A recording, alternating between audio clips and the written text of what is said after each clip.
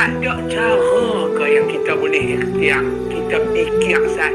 Kita repair buang dan surau kita tu Imam. Tak sangka betul.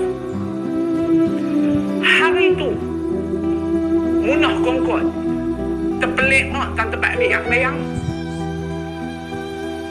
Bulan puasa baru ni. Ingat? Anak Cik. Cik mana? Cik Tok Man Kelepia.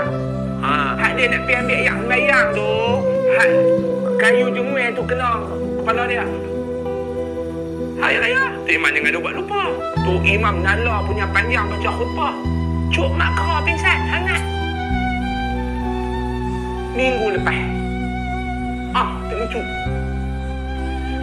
Dah lah kawan pun termucut tu Imam. Tergelincang pula dah.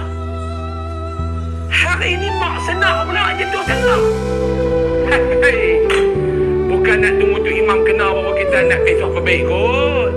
Masa ni nak repair semua tu kena guna duit banyak. Ni kita yang ada duit kita ni pun cukup-cukup saja nak bayar.